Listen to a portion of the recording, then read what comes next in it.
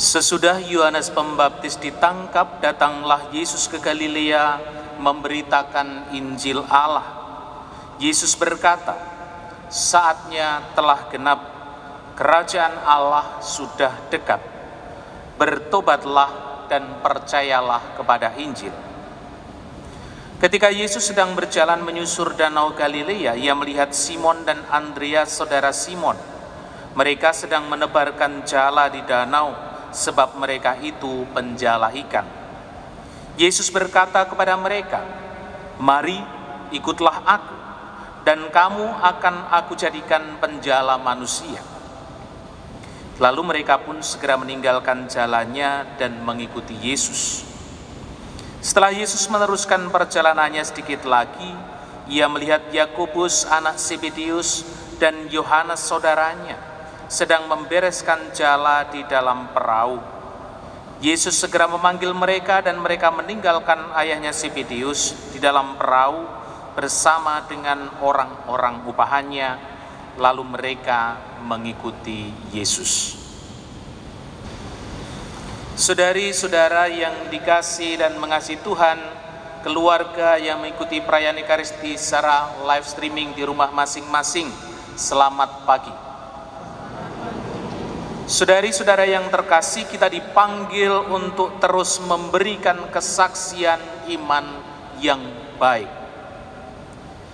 Para saudari dan saudara yang terkasih, bacaan-bacaan hari ini mengajak kita untuk melihat dan menyadari betapa Tuhan memilih orang-orang yang bersedia memberikan kesaksian iman yang baik. Dalam bacaan yang pertama kita mendengarkan Yunus yang sudah ditangkap oleh Allah, diutus untuk pergi ke Niniwe, sebuah kota yang besar, 3 hari perjalanan untuk mewartakan pertobatan di Niniwe. Dan orang-orang Niniwe berbalik kepada Allah, merubah tingkah laku mereka yang jahat menjadi baik, berpuasa, dan kemudian mengarahkan hidup mereka kepada Allah.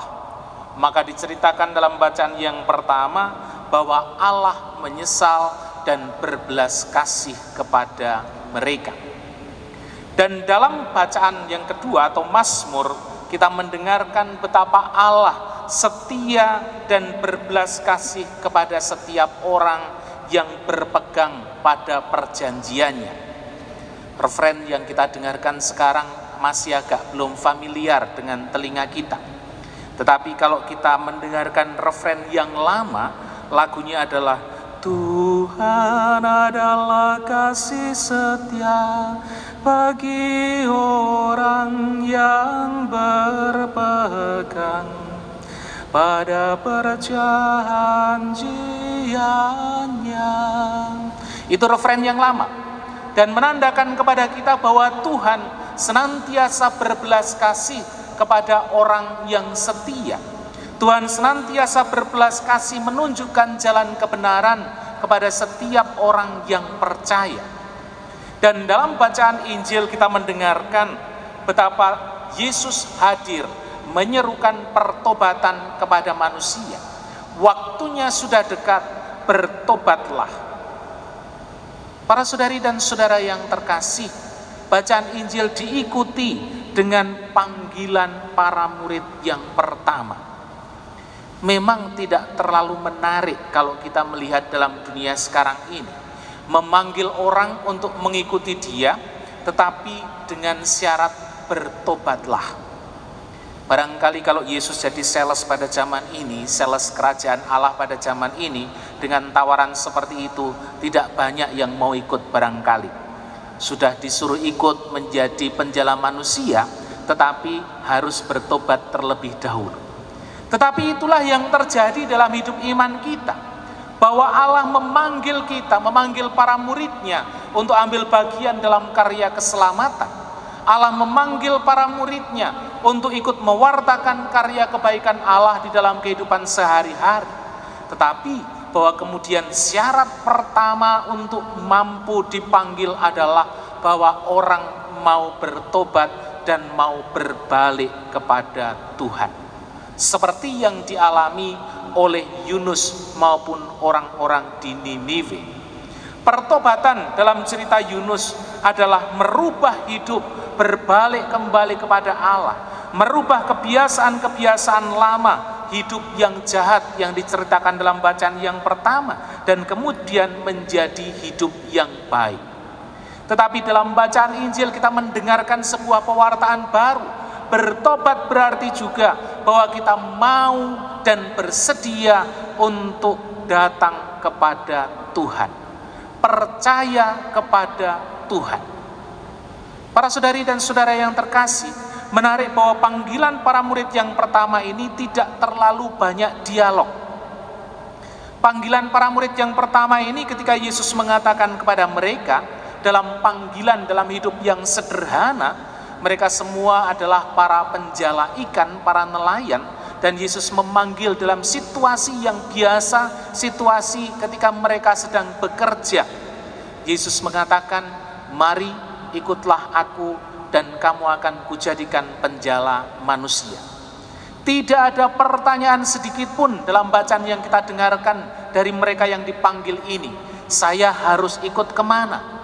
Saya harus ngapain? Tidak ada dialog seperti itu. Tetapi bahwa mereka kemudian meninggalkan segala sesuatu, meninggalkan jalannya, meninggalkan ayahnya, dan pergi mengikuti Yesus. Para saudari dan saudara yang terkasih, tidak jarang dalam kehidupan kita, ketika kita dipanggil untuk kemudian ambil bagian dalam karya pewartaan Allah dalam kehidupan kita masing-masing, dalam kehidupan lingkungan kita, dalam kehidupan menggereja kita, dialog masih jauh lebih banyak. Dialognya salah satunya adalah bahwa Tuhan, saya tidak mampu. Dialog yang lain adalah Tuhan, kalau boleh jangan saya, tetapi orang lain saja. Atau dialog yang lain mengatakan, Tuhan, iman saya masih sangat sedikit, maka biarkanlah mereka-mereka yang lain yang sudah jauh lebih lama menjadi Katolik, mereka-mereka yang lain yang sudah jauh lebih lama mempunyai pengalaman, biarkanlah mereka yang ambil bagian, entah itu jadi pengurus lingkungan, entah itu jadi pengurus-pengurus RT RW barangkali, atau entah itu dalam tugas-tugas pelayanan yang lain. Masih cukup banyak dialog dalam hidup kita untuk kemudian kalau boleh menolak tawaran Allah ini. Tetapi hari ini para murid yang pertama mengajarkan kepada kita, kalau kamu mau ikut ambil bagian dalam karya pewartaan kebaikan Allah, maka kemudian pergi dan ikutilah Yesus. Hari Minggu ini juga oleh Bapak Paus ditetapkan menjadi hari Minggu Sabda Allah. Artinya apa? Bahwa kita juga diajak untuk bersahabat dengan sabda Allah. Kita juga diajak untuk setia membaca dan merenungkan sabda Allah di dalam kehidupan kita. Yang jelas adalah, yang nampak nyata adalah bagaimana kita mencoba melihat tentang Kristus, belajar tentang Kristus dari kitab suci kita. Mungkin bagi kita kitab suci menjadi sesuatu yang asing. Bukan berarti kita tidak mengerti kitab suci seperti apa, tetapi menjadi sesuatu yang asing untuk dibaca. Barangkali tidak banyak dari antara kita yang setiap hari membaca kitab suci. Apakah ada yang rajin setiap hari membaca kitab suci? Asisten imam? Rajin? Nanti kalau ditanya, Romo rajin enggak? Paling tidak membaca bacaan harian, paling tidak. Tetapi paling tidak para saudari dan saudara yang terkasih, kalau kita setia membaca bacaan harian kita, maka kemudian pelan-pelan kita juga akan membaca keseluruhan kitab suci. Atau bahkan mungkin ada yang setiap hari, mulai dari kitab yang pertama Kejadian, membaca ayat per ayat sampai dengan katam, sampai dengan yang terakhir. Barangkali ada di antara kita. Tetapi saya yakin tidak banyak yang setiap hari setia menekuni membaca kitab suci. Karena apa? Sudah tidak ada gambarnya, tulisannya kecil-kecil, kalimatnya panjang-panjang, susah dipahami.